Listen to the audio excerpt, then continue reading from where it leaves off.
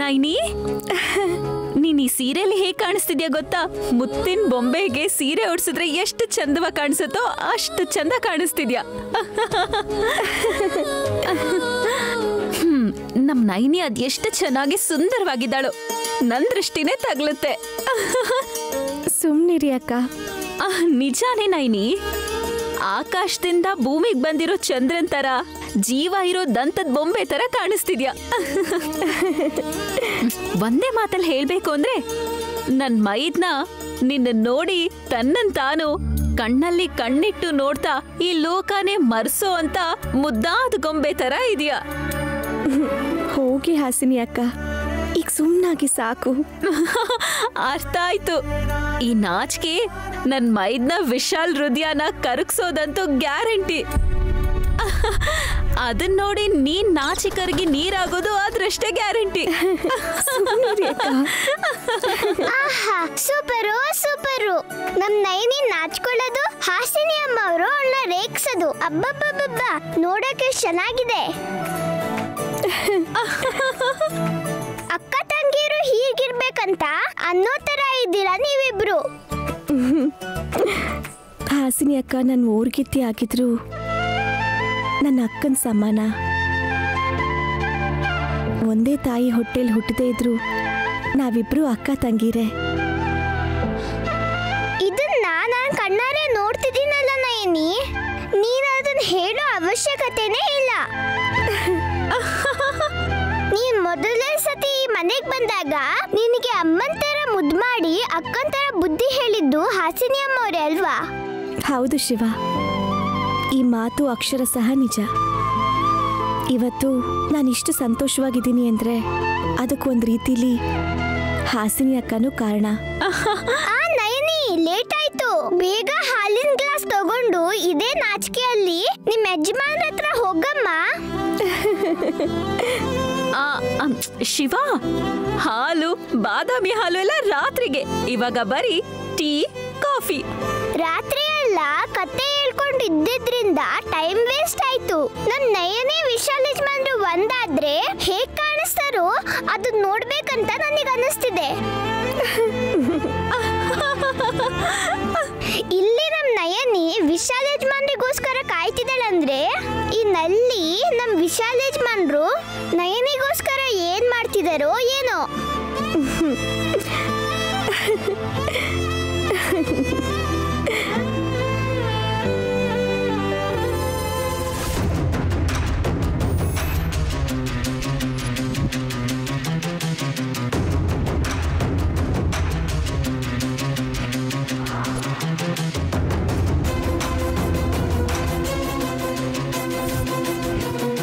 ಏನ್ ಬ್ರೋ, ಯಾರಿಗೆ ವೇಟ್ ಮಾಡ್ತಾ ಇದೀಯಾ? ಅದಕ್ಕೆಗ?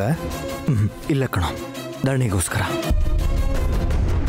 ಇವನೇನು ಮತ್ತೆ ಧರಣಿ ಅಂತಿದ್ದಾನೆ? ಅಪ್ಪಿತಪ್ಪಿ ಬಂದಿರೋ ನೆನಪು ಮತ್ತೆ ಹೊರಟು ಹೋಯ್ತಾ ಹೇಗೆ? ಇದೇನ್ ಬ್ರೋ, ಧರಣಿಗೋಸ್ಕರ ಯಾಕೆ ವೇಟ್ ಮಾಡ್ತಾ ಇದೀಯಾ? ಅವಳ ಹತ್ರ ಮಾತಾಡಬೇಕು. ಆಗ್ಲೇ ಮನ್ಸಲ್ಲಿರೋ ನೋವು ಹೋಗಿ ನಾನು ನೆಮ್ಮದಿಯಾಗಿರೋಕ್ಕಾಗೋದು. ಕಂದ, ನೀನೇನಂತಿದ್ಯಾ ನಂಗೆ ಅರ್ಥ ಆಗ್ತಿಲ್ಲ. ನಯನಿ ಹತ್ರ ಮಾತಾಡಿದ್ರೆ ಅಲ್ವಾ ನಿನ್ ಮನ್ಸಿಗೆ ನೆಮ್ಮದಿ ಸಿಗೋದು, ಮತ್ತೆ ಧರಣಿ ಹತ್ರ ಮಾತಾಡಿದ್ರೆ ಮನ್ಸಿಗೆ ನೆಮ್ಮದಿ ಸಿಗುತ್ತೆ ಅಂತಿದ್ಯಲ್ಲ, ಯಾಕೆ? ಅಂದ್ರೆ ಒಂದ್ ವೇಳೆ ಮತ್ತೆ ನಯನಿನ ಮರ್ತ್ಬಿಟ್ಯಾ ಹೇಗೆ? ನಯನಿನ ಮರ್ತು ಹೋಗೋದಾ? ನಯನಿ ಅವಳ ಪ್ರೀತಿಯಿಂದ ನನಗೆ ಪುನರ್ಜನ್ಮ ಕೊಟ್ಟಿದ್ದಾಳೆ. ಈ ಪ್ರಾಣ ನಯನಿದು, ಈ ಉಸಿರು ನಯನಿದು. ಈ ದೇಹದಲ್ಲಿ ಜೀವ ಇರೋವರೆಗೂ ಕೂಡ, ಈ ಎದೆ ಬಡಿತ ನಿಂತೋಗೋವರೆಗೂ ಕೂಡ ನಾನು ನಯನಿನ ಮರೆಯೋದಕ್ಕೆ ಚಾನ್ಸೇ ಇಲ್ಲ ಮಾಮ್.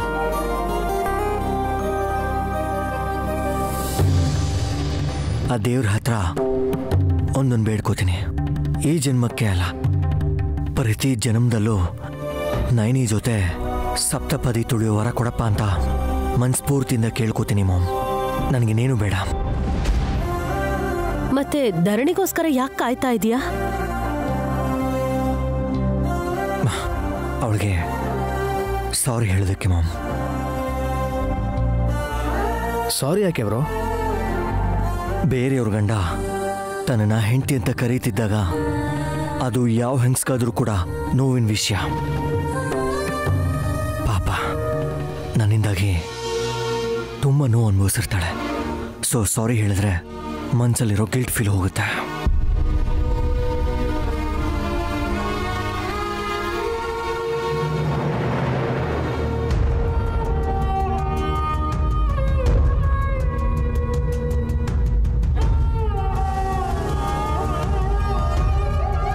ತಪ್ಪು ಮಾಡಿದ್ರೆ ಸಾರಿ ಕೇಳಬೇಕು ಅಷ್ಟೇ ಹೊರತು ದೇವ್ರ ಆಡಿದ ಆಟಕ್ಕೆ ನೀವು ಸಾರಿ ಕೇಳೋ ಅವಶ್ಯಕತೆ ಇಲ್ಲ ಸರ್.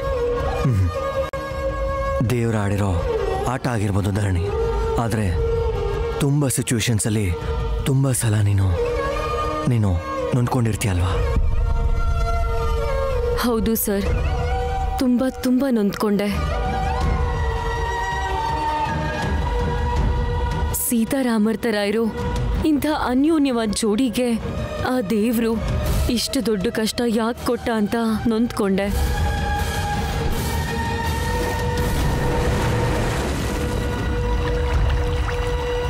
ಸೀತಾರಾಮ ಮತ್ತೆ ಭೇಟಿಯಾಗ್ದೆ ರಾಮಾಯಣ ಮುಗ್ದಂಗೆ ನಿಮ್ ಕತೆ ಕೂಡ ಹಾಗೆ ಮುಗ್ದೋಗುತ್ತೇನೋ ಅಂತ ಭಯಪಟ್ಟೆ. ಆದ್ರೆ ಈಗ ಆ ಭಯ ಎಲ್ಲ ಖುಷಿಯಾಗಿ ಬದಲಾಯ್ತು. ಒಂದ್ ಒಳ್ಳೆ ಜೋಡಿ ಮತ್ತೆ ಹೊಸ ಪಯಣನ ಶುರು ಮಾಡಕ್ಕೆ ನನ್ನ ಸಹಾಯ ಉಪಯೋಗಕ್ಕೆ ಬಂತು ಅಂತ ನನಗೆ ಖುಷಿ ಆಗ್ತಿದೆ.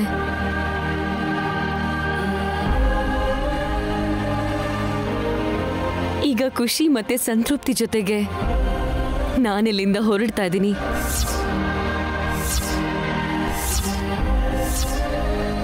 ಧರಣಿ, ಎಲ್ಲಿಗೆ ಹೋಗ್ತಿದ್ಯಾ? ಬಂದಿದ್ದ ಕೆಲಸ ಮುಗಿದ್ಮೇಲೆ ಹೋಗ್ಬೇಕಲ್ವಾ ಅಕ್ಕ? ಧರಣಿ, ನಾನು ಇದಕ್ಕೆ ಮುಂಚೆನೂ ಹೇಳಿದ್ದೆ, ನೀನು ನನಗೆ ಪತಿ ಭಿಕ್ಷೆ ಕೊಟ್ಟ ದೇವತೆ. ಧರಣಿ, ನೀನೀಗ ಹೊರಗ್ನವಳಲ್ಲ, ನಮ್ಮವಳೆ, ನಮ್ಮ ಮನೆಯವಳೆ. ನೀನೆಲ್ಲಿಗೋ ಹೋಗೋ ಅವಶ್ಯಕತೆ ಇಲ್ಲ. ನೀನು ನಮ್ಮ ಜೊತೆ ಇಲ್ಲೇ ಇರಬೇಕು. ನನ್ನ ಒಬ್ಬ ತಂಗಿ ಅನ್ಕೊಂಡು ಇಲ್ಲಿ ಇರು ಅಂತ ಹೇಳೋದು ನಿಮ್ ದೊಡ್ಡತನ. ಆದ್ರೆ ನಾನಿಲ್ಲಿರೋದು ಸರಿಯಲ್ಲ, ಅದು ಚೆನ್ನಾಗೂ ಕಾಣಲ್ಲ. ಹಾಗೆಲ್ಲ ಯಾಕೆ ಅನ್ಕೋತೀಯ? ಅನ್ಕೋಬೇಕು, ಇಲ್ಲಾಂದ್ರೆ ಸಹಾಯ ಮಾಡಕ್ ಬಂದೋಳು ಅವ್ರ ಮನೇಲಿ ಉಳ್ಕೊಂಡ್ಬಿಟ್ಲು ಅಂತ ಜನ ಮಾತಾಡ್ತಾರೆ. ಯಾರೋ ಏನೋ ಅನ್ಕೋತಾರೆ ಅಂತ. ಯಾರಿಗೋಸ್ಕರನೂ ಅಲ್ಲ, ನನಗೋಸ್ಕರನೇ ನಾನು ಹೋಗ್ತಾ ಇರೋದು. ನಿನಗೋಸ್ಕರ ಹೋಗೋದು ಅಂದ್ರೇನು? ನಾನೇ ಮನೇಲೇ ಇದ್ದು ವಿಶಾಲ್ ಅವ್ರ ಕಣ್ಣು ನೋಡ್ತಿದ್ರೆ ನನ್ನ ಗಂಡ ನನಗೆ ನೆನಪಾಗ್ತಾರೆ.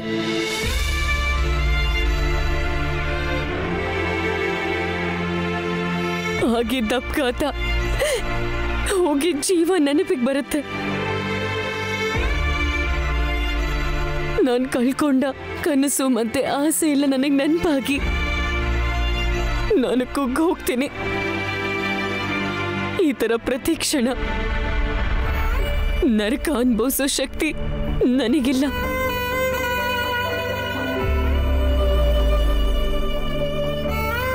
ಅದಕ್ಕೆ ಆ ಕಣ್ಣಿಂದ ತುಂಬಾ ದೂರ ಹೋಗ್ಬೇಕು. ಅದೇ ರೀತಿ ನಿಮ್ ಗಂಡನ್ ಕಣ್ಣು ನಿಮ್ ಗಂಡನ್ ಮನ್ಸಿನ ತರಾನೇ ಅದು ನಿಮ್ಮನ್ನೇ ನೋಡ್ಬೇಕು, ನಿಮ್ಮನ್ನೇ ಹೆಂಡತಿ ಅಂತ ಅನ್ಕೋಬೇಕು. ಆ ಕಣ್ಣಿಗೆ ನಾನ್ ಸಮಸ್ಯೆ ಆಗ್ಬಾರ್ದು, ನಿಮ್ಮ ಮಧ್ಯೆ ಸಮಸ್ಯೆ ಬರಬಾರ್ದು ಅಂದ್ರೆ ಅದಕ್ಕೆ ನಾನಿಲ್ಲಿರಬಾರ್ದು. ಅದು ಹಾಗಲ್ಲ ಧರಣಿ. ನಿಮ್ಮ ನೋವನ್ನ ಅರ್ಥ ಮಾಡ್ಕೊಂಡು ನಾನು ಬಂದೆ. ಈಗ ನನ್ನ ನೋವನ್ನ ಅರ್ಥ ಮಾಡ್ಕೊಂಡು ನನ್ನ ಹೋಗಕ್ ಬಿಡಿ.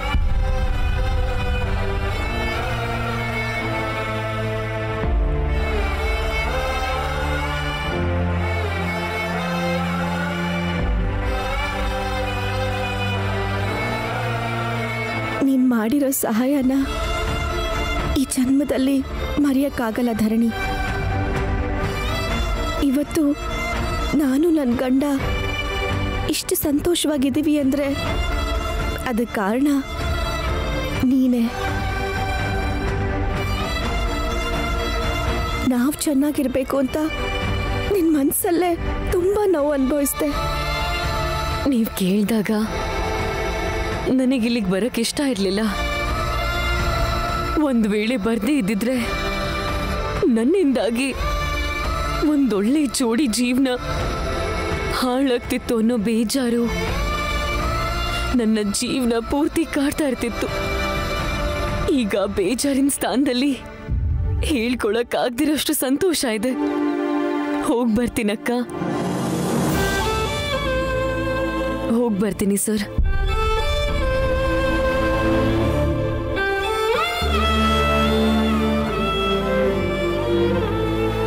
ನಾನಿನ್ನೊಂದೇ ಒಂದ್ಸಲ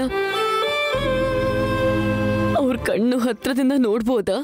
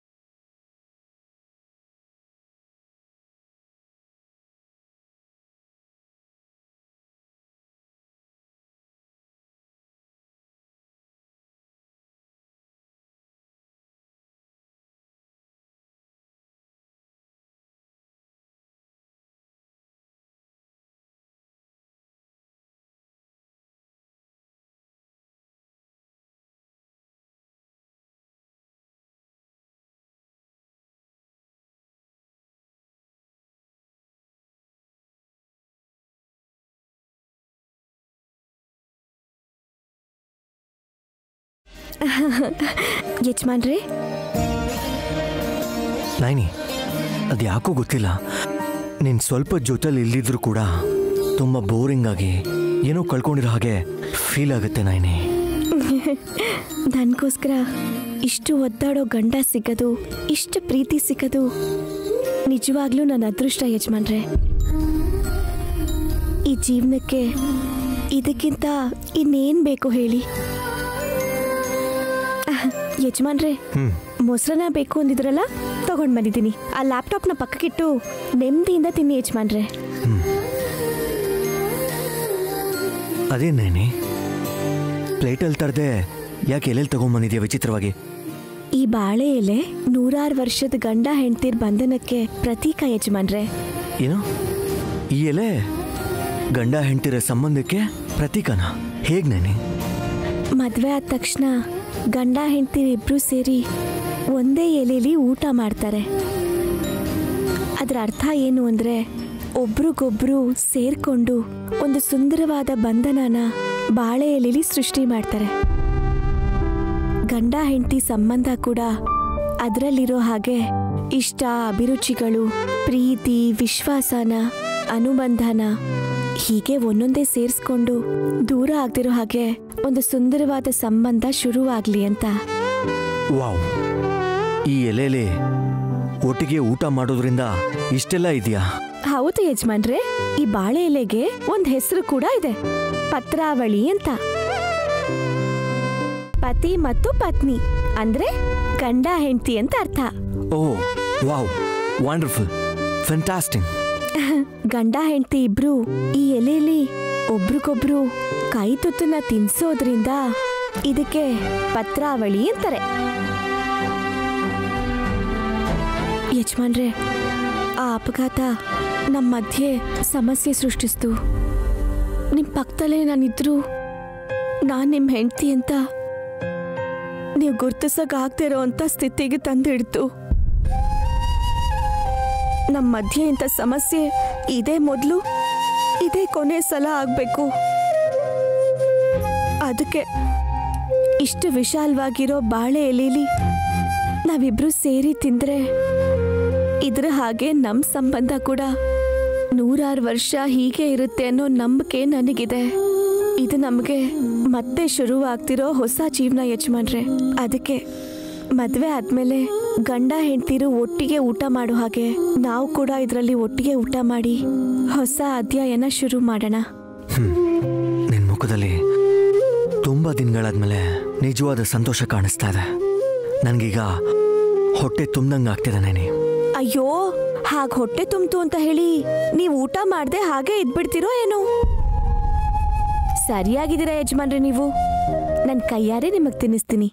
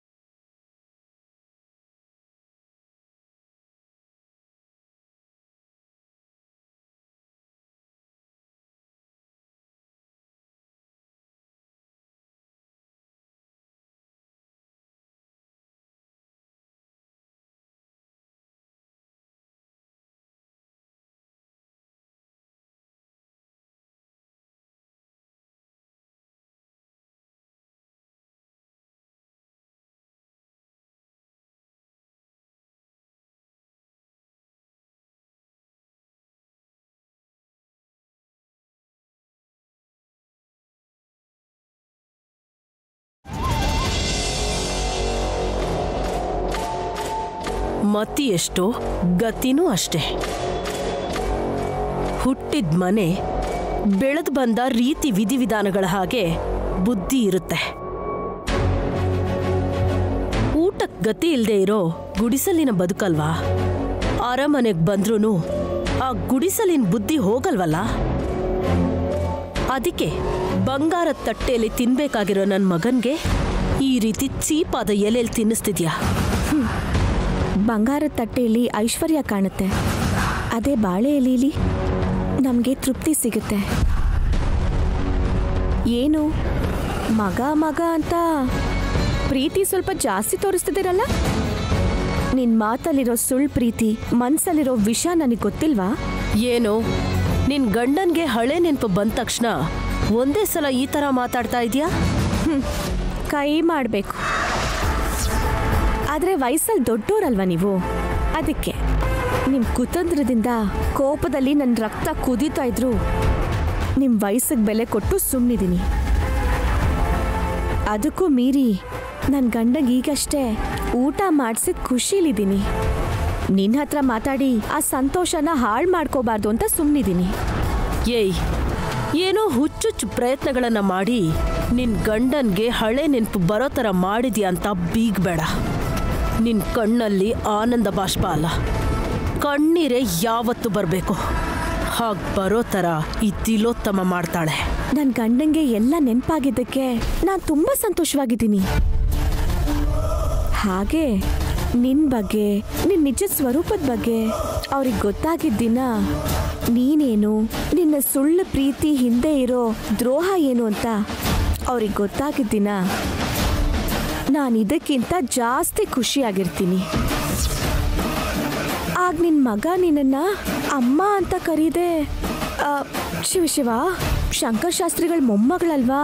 ಅದಕ್ಕೆ ನಿನ್ನ ಮೊಟ್ಟಕ್ಕಿಳಿದು ನಾನು ಮಾತಾಡೋಕ್ಕಾಗಲ್ಲ. ಆ ಎಲೆ ಈ ಎಲೆ ಅಂತ ತುಂಬ ಹಗುರವಾಗಿ ಮಾತಾಡ್ತಿದ್ದೆ ಅಲ್ವಾ? ಬಾಳೆ ಎಲೆ ಹಿಂದೆ ಒಂದು ಕಥೆ ಇದೆ. ನಾಯಿ ತಿಂದಿರೋ ಎಲೆ ಅಂತ. ನಿನ್ನ ಬಗ್ಗೆ ಈ ಮನೇಲಿ ಗೊತ್ತಾದ ದಿನ ನಿನ್ನ ಪರಿಸ್ಥಿತಿ ಕೂಡ ಅದೇ. ನೆನ್ಪಿಟ್ಕೋ. ಏನು ಕನ್ಸ್ ಕಾಣ್ತಿದ್ಯಾ? ಕನ್ಸಲ್ಲ, ನಿನ್ನ ಕಣ್ಮುಂದೆ ನಡೆಯೋದು ಅದೇ.